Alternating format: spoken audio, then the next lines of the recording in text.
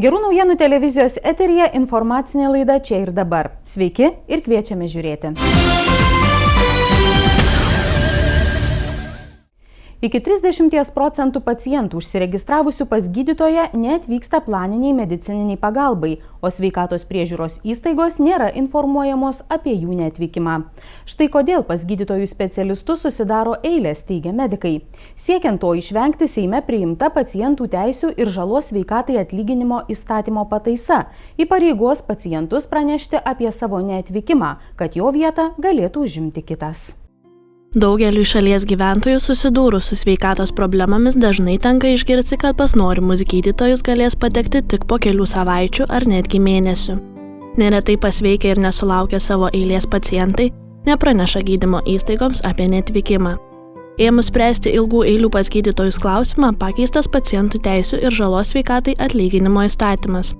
Kaip teigia įstatymo pataisos iniciatorius Seimo narys Antanas Matulas, ne tik gydytojai, bet ir pacientai turi vykdyti savo pareigas – pranešti apie neatvykimą. Pasiūliau, kad atsirastų tokia pareiga pacientų teisų žalos atlyginimų įstatyme pacientui, kad pacientas ne vėliau kaip per 24 valandas informuotų gydymo įstaigai ir ši galėtų iškviesti į tą laiką konsultacijos kitą asmenį. Tokiu būdu sumažėtų eilės nuo 5 iki 10%, prognozuojama, kad sumažėtų eilės. Tai aš manau, kad mes turim dabar metus du pastebėti, kaip ta sistema veiks, o pacientam atsiranda pareiga, kaip sakiau, informuoti. Anot Matulo, pagrindinis įstatymo pataisos tikslas sumažinti laukiančiųjų eilės bei kuo greičiau suteikti reikiamą medicininę pagalbą jos laukiantiems žmonėms. Tad visi, kurie užsiregistravę, bet negali atvykti numatytų laiku, privalės gydymo įstaigai apie tai pranešti telefonu ar internetu. Respublikinės Panevėžio ligoninės konsultacijų poliklinikos gydytojai sutartinai pabrėžia, kad pacientai negerbia vieni kitų ir bent 20% jų paskirtų laiku neatvyksta, tad informavimas apie neatvykimą labai svarbus. Visa bėda, kad pas mus susidaro eilės dėl to, kad dalis žmonių neateina, nors būna prisiregistravę, bet net nepraneša, kad neateis ir neatsilanko.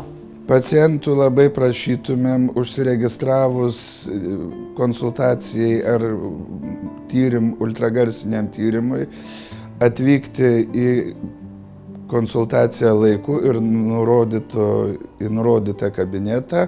Jeigu jums nepavyksta pas mus apsilankyti, prašytume pranešti į registratūrą ir atšaukti savo registraciją. Tikimasi, kad kiekvienas geranoriškai nusiteikęs pilietis teigiamai reaguos į pataisą ir laikysis pareigų. O tie, kurie ir toliau nepraneš apie neatvykimą pas gydytoją, nors ir buvo sulaukta tokių siūlymų, baudžiami nebus. Gydymo įstaigos prašė, kad būtų numatyta ir bauda, bet įsivaizduot, jeigu anksčiau nebuvo įrašyta pareiga, tai dabar bausti žmogų už tai, kad atsiranda nauja pareiga, lyg ir įstatyme, iš karto žmogų bausti, sergantį žmogų bausti, logikos aš didelės nematau. Būtų ne tik, kad nežmoniška, bet manau, kad būtų ir pažeista konstitucija, dėl to, kad pirmiausiai žmogus turi būti pareiga, turi būti žmogus tinkamai informuotas apie savo pareigą ir turi būti nustatytos tam tikrus išimtis, kada žmogus daleiskim negalėjo pranešti, neturėjo sveikatos ar laiko ar dar panašiai. Tai mano manymu su ligoniai žaisti negalima, žmogus specialiai nėra taip, kad registruotųsi konsultacijai be reikalo. Numatoma pataisa, kuri įpareigos pas medikus užsiregistravusi pacientą prieš 24 valandas pranešti apie neatvykimą, įsigalios kitų metų sausį. Gydytojai sako, kad jokios pataisos neduos apčiuopiamos naudos ir nesumažins eilių pas specialistus, jeigu užsiregistravę, tačiau atvykti negalintys pacientai negerbs kitų. Panevėžyje gyvenantys prancūzai su siaubu išgyvena savo šalies tragediją. Nerimaudami dėl savo artimųjų saugumo, nuolat seka informaciją ir kone kas valandą skambina telefonu. Su prancūzėmis gyvenančiomis Panevėžyje bendravo reporterė Vesta Tizenhausienė.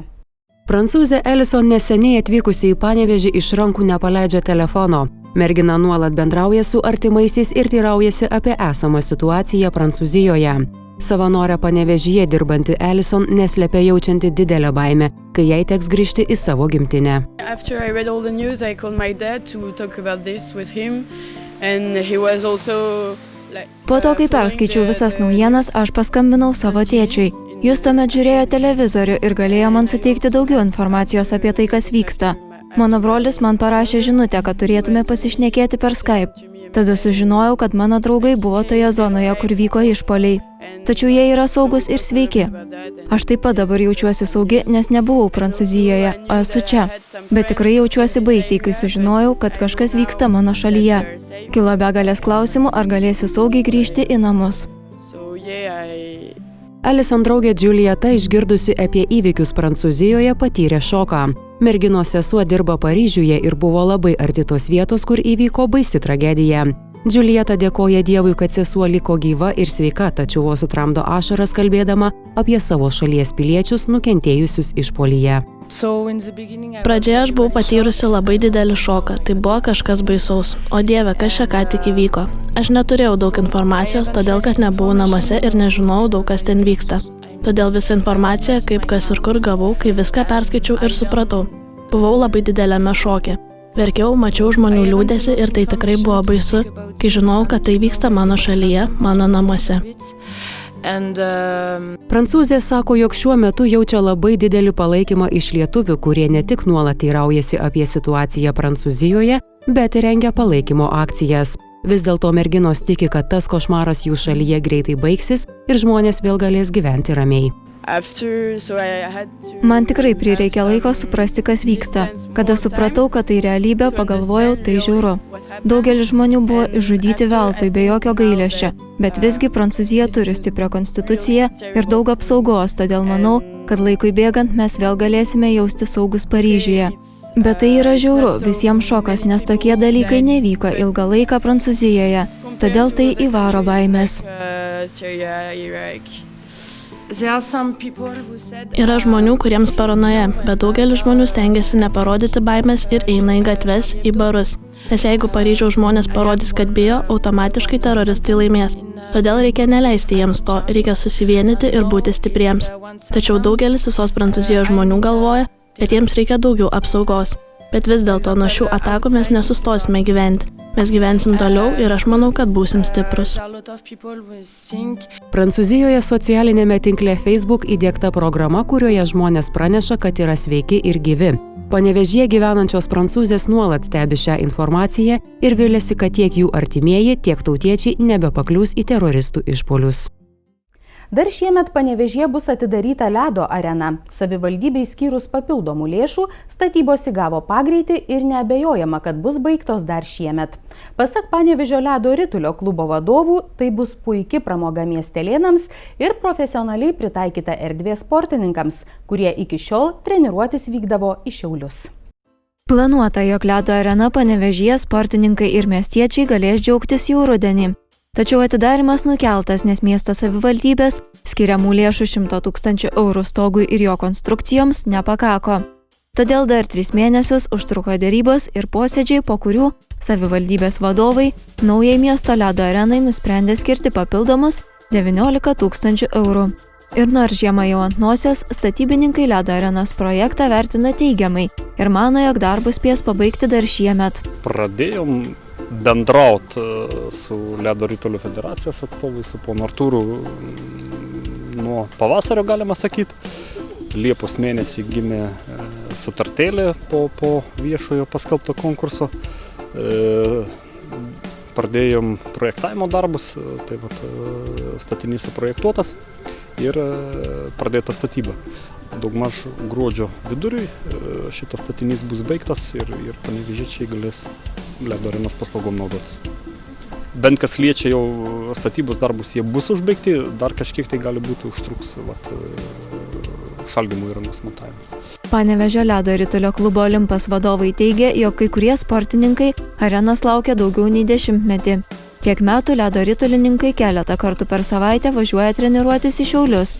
Tai ne tik brangu, bet ir nepraktiška, nes vien tik kelioniai treniruotės dieną sportininkai turi skirti daugiau nei 2 valandas. Artimiausia ledo arena dirbtinio ledo yra Šiauliuose, tai Šią savaitę 3 kartų važiuojam į tą areną, kad treniruotės ir pažaisti, ir nereikės važinėti. Ir atsiras daugiau aplamai Panevėžyje, kurių kultivuos ledo ritulį, kadangi čia nėra pigų važinėti kiekvieną kartą iš Šiaulius, tai atsiras vietoj žmonių, daugiau bus ledo ritulininkų, kurie tą visi sporto šaką. Priklausomi buvome nuo oro sąlygų, kurios mums praeitą sezoną tikrai neleido pasidžiaugti ledu. Vieną kartą liejame ledą 4 naktis, neišėjo pasidžiaugti, kitą kartą po savaitės berods 4 naktis liejam, vieną treniruotę padarėme, va to ir tik tai pasidžiaugiame. Komandos Olimpas vadovas ledo arenos statybas vadina didžiausiu klubo 10-mečio darbu. O galutiniu rezultatu galės džiaugtis ne tik komandos Olimpas sportininkai, bet ir kitų sporto šalių atstovai bei visi miestelėnai. Visiems panevėžiečiam tiek pat svarbi, kadangi yra žmonės pasiilgi ledą, čiuožimą, žiemos sporto pramogų, tai visi žiemą užklausė savivaldybė, kada gali būti čiuožykla, nori pačiuožti ir tiek metų nebuvo Panevėžy nieko. Tai kažkas bus, kaip sakant, postumis į pramogas, kad atsiras daugiau pramogų, bus ką veikti žiemą Panevėžy. Labai džiaugiamės iš tikrųjų, kad Panevėžys įsijungia į ledo ritulio bendruomenę Lietuvoje. Atgimsta ledo ritulys, dailusis čiuožimas, laisvasis čiuožimas Panevėžyje. Galvojame apie vaikų atsiradimą, vaikų komandos ir ne vienos. Tai didžiausią dėmesį skiriame tam. Vaikų prevencijai, užimtumui ir kad Panevėžys taip pat po keletą metų galėtų džiaugtis, kad turi vaikų komandą, kuri dalyvauja Lietuvos čempionatuose. Panevėžio miesto savivaldybė finansuoja ledo arenos stogo statybas. Arenos šaldymo įranga pasirūpina Nacionalinė ledo ritulio lyga. Arūno Blažinsko teigimu, iš viso statybos kainuos apie 300 000 eurų. Planuojama, jog čiuožyti čia bus galima 5-7 mėnesius per metus. Ledo areną Panevėžyje iškilmingai tikimasi atidaryti naujųjų metų išvakarėse. Erkių aktyvumo sezonas kasmet užsitęsia vis ilgiau, tai įtakoja šiltos oro sąlygos. Todėl dar ir dabar erkės aktyvios.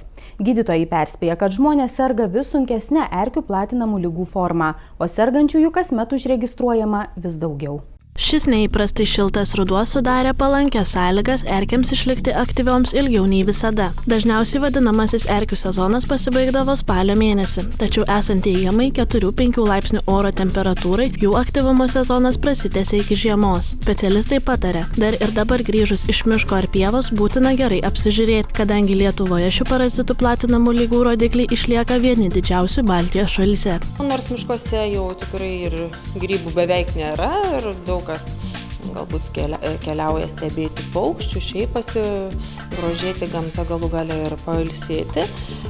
Tačiau visi turime žinoti, kad erkės galinčias pernešti erkinio encefalito ir Laimo ligų sukėlėjos, kaip minėjau, yra tikrai aktyvios dar.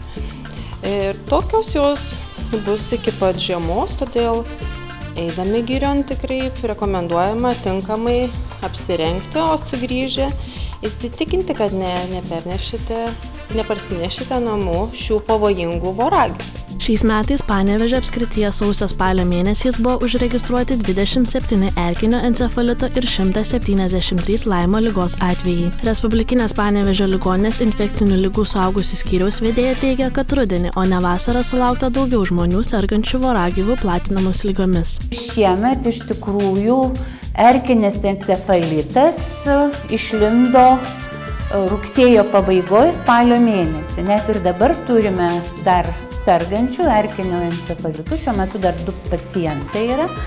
Ir šiemet iš tikrųjų erkinis encefalitas buvo gana sunkus. Turėjome daug tokių gana sunkių pacientų, netgi su sunkiomis komplikacijomis kaip paralyžiai.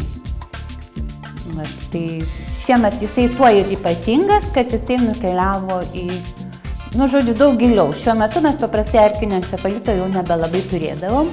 O dabar dar matot, kad karvės ganosi ir žmonės eina į pievas ir iki šiol. Erkinis encefalitas pasireiškia praėjus kelioms savaitėms po erkės įsisiurbimo karščiavimo banga. Po kiek laiko ji vėl pasikartoja, tad pirmuosius simptomus žmonės neretai sumaišo su gripu. Taip pat encefalitas pasireiškia karščiavimu, bendru silpnumu, raumenų skausmais. Tokiu atveju būtina kuo skubiau kreiptis į medikus, kad nebūtų pažeisti vidaus organai. Pamačius įsisiurbusią erkę, bet kokiu atveju svarbiausia kuo greičiau ją pašalinti. O norint išvengti sveikatos sutrikimų, geriausiai nuo erkių platinamų ligų apsaugo skiepai, sako gydytojai. Erkiniam encefalitui reikia ruoštis skiepytis. Tai yra pagrindinis dalykas, kuris iš tikrųjų mes neturime erkinių encefalitų sergančių tų, kurie pasiskiepijo. Skiepas yra labai efektyvus. Keičiantis klimatui ir šiltėjant žiemoms, sergamumas erkių platinamomis lygomis jau registruojamas ištisus metus. Kasmet lapkričio mėnesį minima Europos supratimo apie antibiotikus diena. Jie siekiama priminti visuomeniai apie grėsmes kylančias dėl netinkamo antibiotikų vartojimo, kuriuos medikai ragina vartoti ypač atsakingai. Lietuva antra šalis pagal antibiotikų suvartojimą be recepto Europos Sąjungoje. Šiuolaikinėje visuomenėje susidariusi klaidinga nuomonė, kad vos tik susirgus reikia griebtis antibiotikų. Esą jie padeda nuo visų negalavimų. Minint Europos supratimo apie antibiotikus dieną, medikai ragina žmonės atsakingiau elgtis su antibiotikais, nevartoti jų vos pradėjus negaluoti ir suprasti nereikalingo jų vartojimo pasekmes. Taip pat svarbu pirkti kokybiškus vaistus, kadangi daugiau nei 50% antibiotikų visame pasaulyje yra perkama be recepto iš gatvės pardavėjų. Žmonės iš tiesų labai tankiai vartoja antibiotikus savarankiškai, visiškai nepasitarę su medikais. Ir kiek tenka girdėti iš aplinkinių, tai kartais perkami jie juodojoje rinkoje įvairiuose turgeliuose arba prašoma atvežti kur nors iš trečiųjų šalių, iš Rusijos, iš Baltarusijos. Kodėl mes medikai sakome atsargiai su antibiotikais? Todėl, kad kuo mes daugiau vartojame antibiotikų nepagrįstai, ne tokiomis dozėmis, kokios yra veiklios, galų gale šauname, kaip mes sakome, į žvirblį iš patrankos, o ne iš mažo šautuvėlio. Tai yra naudojame labai stiprius antibiotikus, tuo labiau vystosi pripratimas mikrobų. Jie darosi atsparūs tiems antibiotikams. Neretai žmonės norėdami kuo greičiau pasveikti, nuėję į vaistinę bando susitarti su vaistininku, kad šis parduotų antibiotikus ir be išrašyto gydytojo recepto. Arba dar blogiau prašo šių vaistų paskolinti kaimynų. Medikai perspėja, kad šie medikamentai turi būti naudojami ypač atsargiai, o vaistininkai lengva ranka šių vaistų pardavinėti neturėtų. Įsigijęs tokius vaistus, pacientas geria juos kartais savo nuožiūrą, vietoj to, kad gertų 7, pavyzdžiui, dienas, kaip paskirta gydytojo, neretai pasijaučia geriau ir nustoja gerti vaistus po 2-3 dienų. Tai kas vyksta organizme? Mikroorganizmai, bakterijos tos vadinamos, nes antibiotikai, reikia pabrėžti, veikia tik bakterijas. Virusų antibiotikai neveikia. Ir tokiu atveju, kai yra vartojama arba per maža dozė antibiotikų, bakterijos, kurios turėtų žūti nuo tų vaistų, jos tiesiog iš dalies yra tik tai prislopinamos, o toliau jos savo gyvena organizme, dauginasi ir daro savo juodą darbą, tai yra kelia toliau uždegimą. Neapgalvotas antibiotikų vartojimas labiausiai kenkia žarnynui, naikina jame esančias gerąsias bakterijas, sukelia viduriavimą. Taip pat trikdo inkstų veiklą, slopina kraujo ląstelių gamybą. Vartojant nepaskirtus antibiotikus, pašalinė reakcija gali būti ir alergija. Todėl savigyda užsiimti nepatartina. Jokių būdų to nereikėtų daryti, jeigu, tarkim, liko antibiotikų iš ankstesnio gydymosi, apskritai juos reikėtų pašalinti ir jų neatsidėti sekančiam vartojimui. Reikėtų kreiptis į gydytoją ir gydytojas nusprendęs pagal ligos simptomus, ar tai yra virusinė infekcija, ar tai yra bakterinė infekcija, paskirs gydymą iš naujo. Atėjus šaltajam metų laikui būtina nepamiršti, kad antibiotikai nemalšina skausmo bei negali sumažinti karščiavimo. Antibiotikai veiksmingai kovoja tik su bakterinės kilmės infekcijomis ir negali padėti išgydyti infekcijų, kurias sukelia virusai, pavyzdžiui, slogos ar gripo. Iki 80% peršalimo ligų yra virusinės kilmės, taigi vartodami antibiotikus geriau nepasijusite, nes jie veiksmingi tik prieš infekcijas, kurias sukelia bakterijos. Buvusią Panevėžio miesto fotografijos galerijos vadovę jau pakeitė parodų kuratorius Sigitas Laurinavičius. Nors drastiškų sprendimų galerijos erdvėse naujas vadovas dar nežada, jis ketina keisti bendravimo su menininkais pobūdį bei į fotografų erdvę įnešti novatoriškų sprendimų. Jau keletą savaičių Panevėžio fotografijos galerijoje darbuojasi naujas vadovas. Naujuoju ir kol kas antruoju miesto fotogalerijos vadovu paskirtas ne vienerių metų patirtį parodų ir ekspozicijų kūrime turintis tapytojas Sigitas Laurinavičius. Ta ambicija būtų išsiplės galbūt netgi ir gerokai toliau už Lietuvos ribų. Tiek su autoriais, tiek, sakykime, su mūsų autoriais. Bet čia nėra taip jau, kad paskambinai čia ar parašėjai elektroniniu paštu kvietimą ir čia jau tuntai rikiuosis, kaip čia norėsiu, kas taip nėra. Štai ta vizija yra pasidaryti, nusikloti tokius kelius, mainytis. Nes realiai, tarkim, galerijos funkcija yra ne tik tais suteikti plotą parodyti, bet ir šiek tiek paproteguoti, pareklamuoti tuos menininkus jau su kuriais yra turėtas kontaktas. Sigitas Laurinavičius kol kas drastiškai keisti galerijos erdvių neketina, tačiau fotografijos ryškinimą simbolizuojančios dabartinės galerijos sienų spalvos anot jo tinka ne visoms parodoms. Tarkim, tas juoda, balta, raudona derinys yra suprantamas. Kita vertus, jis yra šiek tiek su tokia, kaip agresyvoka pretenzija ir ne visada naudingas. Rengiant ekspozicinių erdvių planą ir pateikiant jį fotomenininkam, kad, kalbant apie parodą, galėtų matyti, kokią patalpą mes jiems siūlom. Iš tikrųjų, tuščia galerija, kaip pafotografavau, iš tikrųjų agresyvokai atrodo. Ankstesnė Panevėžio fotogalerijos vadovė įstaigoje buvo pradėjusi keletą tradicijų, tokių kaip visų čia vykusių parodų plakatų rinkimas. Sigitas Laurinavičius tikina, jog šią tradiciją taip pat pratęs, juolab, kad plakatai išties turi išliekamąją vertę. Plakatai yra, vėlgi, yra dokumentas, tai yra tiesiog parodos dokumentacijos dalis. Kita vertus, šiais metais profesorius Juozas Galkus išleido labai įspūdingą knygą, berods taip, plakatų istorija. Ar Lietuvos plakatų istorija, reikėtų pasitikslinti. Lietuvos plakatų istorija. Didžiulė kapitalinė knyga, kur sudėta arti 1000 turbūt, gal ir per 1000 plakato pavyzdžių. Ir knygos sudarimo metu jis buvo ne kartą atvažiavęs ir į Panevėžį, ir kreipėsi ir į teatrą, ir į biblioteką, ir į galerijas, rinkdamas tos pavyzdžius. Naujasis fotogalerijos parodų kuratorius tikina, jog džiaugiasi pasirinkimu dirbti būtent čia. Iniciatyvus vadovas jau ieško galimybių ateityje įgyvendinti novatoriškas parodas, kokių šioje galerijoje dar nebuvo. Tiek šioje informacinėje laidoje čia ir dabar. Ačiū žiūrėjusiems, likite ir toliau kartu su Gerų naujienų televizija.